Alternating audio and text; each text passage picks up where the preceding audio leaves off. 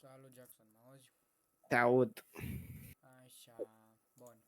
Dă partajare. Hai că îți dau.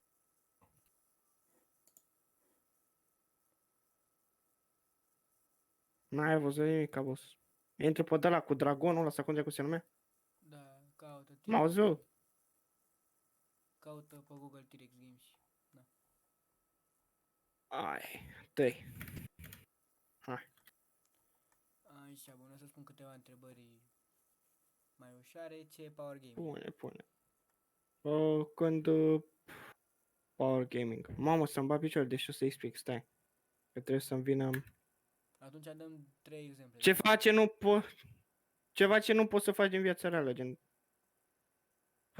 Power Gaming. Când intri cu mașina în unul și nu simulezi ca în viața reală. Așa? Când... uh, uh, uh, uh, uh. Te împuși cu unii în secția de poliție, faci, Nu.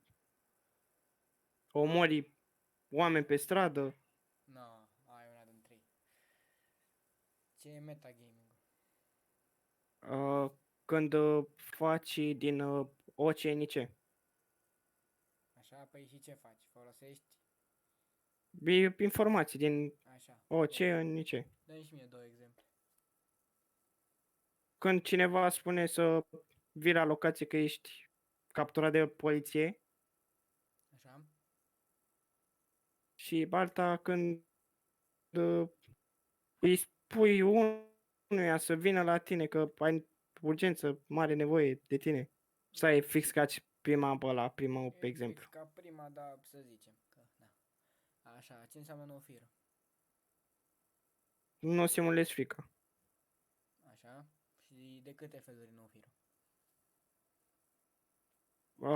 Copfir, Nofir și atât. Nu.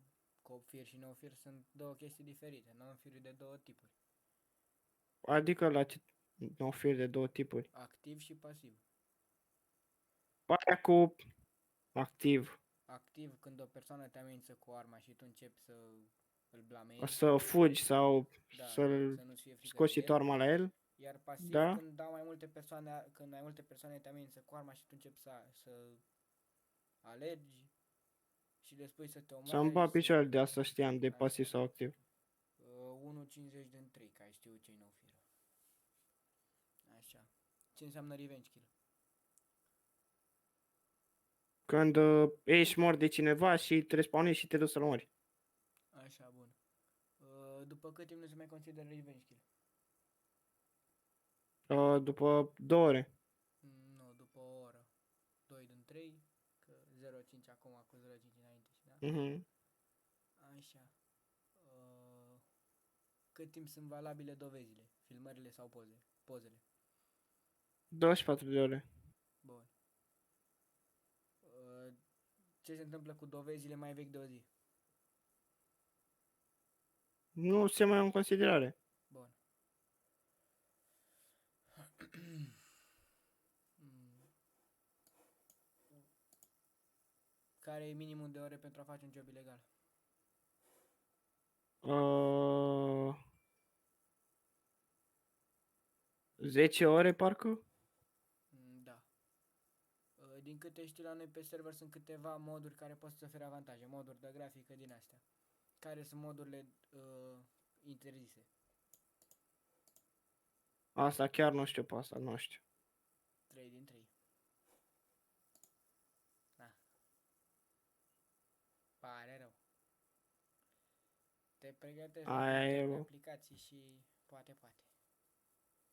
Păi trebuie să dau din nou să fac aplicație? Păi da, dar după ce, că acum s-au închis acestea, când se redeschide.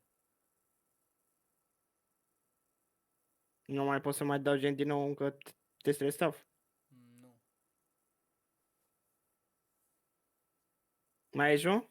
Mai sunt, dar nu poți să le mai dai. Ah, bine atunci. Salut. Salut.